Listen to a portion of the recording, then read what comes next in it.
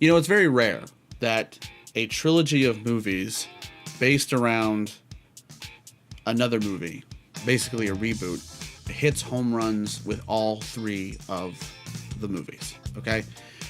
And this is the case with Rise of the Planet of the Apes, War of the Planet of the Apes, and Dawn of the Planet of the Apes.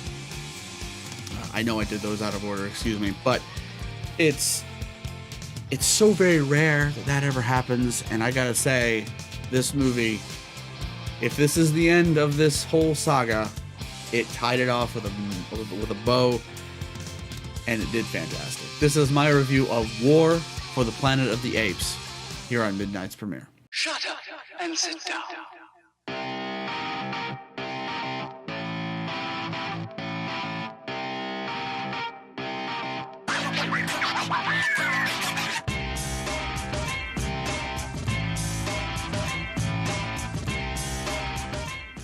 Hey guys and girls, thank you so much for clicking on this video. Welcome back to the channel. Like I said, this is my review of War for the Planet of the Apes, and I gotta say, fantastic movie. Really dark, really heavy. So let's just get into it. A lot of the elements in this movie kind of circle back around to the continual storyline of the last two. So in the first movie, we saw that there was a breakthrough in science. Okay, a virus was created that could enable apes to communicate with English language. However, this virus proved to be too much for the human race and almost wiped us out. Okay, so it birthed a race of apes led by I'm going to say he was a chimpanzee. I think he was a chimpanzee. His name was CEASER. And they are being led by a benevolent kind of peace-loving CEASER. And he knows how to talk in English, and he talks in English to a lot of his monkey compatriots. And he goes through the motions, and he just wants to be left alone. Okay? He wants his family left alone. He wants his whole pack, his pride, his pod, which are species of many different monkeys and orangutans and primates. There's so many different species in this whole pod, and he just wants to be left alone. He really does. But the character in Woody Harrelson this time, the Colonel, he can't accept that. He has to wipe CEASER out because the virus has evolved. Okay, and he blames CEASER and all of the other primates for their involvement in the virus. So he loses a family member in his life, and he goes all out, attacks, and he tries to kill the entire ape species. And I gotta say, his acting in this was fantastic. Woody Harrelson has really surprised the hell out of me in the last couple movies that he's been in series. He's known best for his comedy. I love him in Now You See Me and Now You See Me 2. Amazing movies, but he is a royal pain in the ass and a cruel person in this movie. He's no holds barred. He's very quiet, very conservative to himself, and he thinks he's on the holy mission from God to wipe the apes with this virus, wipe the virus off the face of the planet. And like I said earlier, the virus kind of evolved from movie 1 to movie 3, and I'm not going to give a lot of those details away because you really need to see this in theaters to grasp the heaviness and the potential of this movie.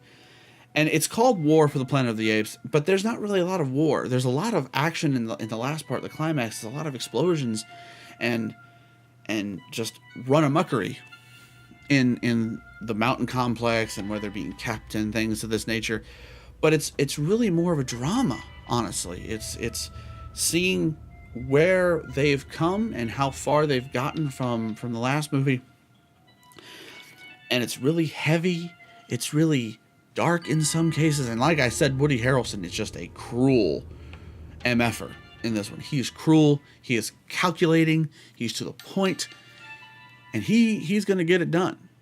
Whether his superiors say that he's going to do it, whether his men think that he can't do it, he's gonna get it done. It's gonna be him on top of that mountain at the end.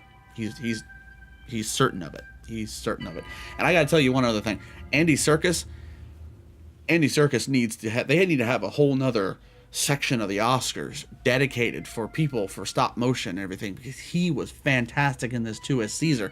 He did the whole stop motion with Caesar, and you probably know him as one of his early works as being Gollum, Smeagol and Gollum from the Lord of the Rings trilogy. He really needs a Oscar, man. He really needs an Oscar for a stop motion. I'm pretty sure he's going to kick some major ass in the Black Panther as the claw guy. So he's going to kick some major butt in that movie. He kicked some major ass in this movie. And I got to say, I didn't hate anything in this movie. I liked and loved the whole thing. It was deep. It was emotional. I saw myself on the edge of my seat, gripping my palms like this. My fingernails were in indentions in my palms. It was so great. It was fantastic. So if you want the experience, it's still out in theaters. Go see it, man. Go see it. I saw it in large format. I'm happy that I did. I'm really happy that I saw it in large format, because the explosions and everything at the end really were just icing on the cake for this heavy, dramatic filled movie. And it was fantastic. So if you guys want the experience, go see it in theaters, and then own the trilogy on Blu-ray. You just have to own it, because it is a good popcorn flick, and it can be rewatched, and it'll just keep and keep and keep. So if you want my rating, you guys probably already know it's coming. Full moon across the scale for War of the Planet of the Apes. Full moon. It was amazing, fantastic. I give a full moon to the whole trilogy. So there it is. If you guys want me to review the other two movies, comment below, let me know. I want to hear from you, and I'll be more than happy and try my best to get that out on the channel for you.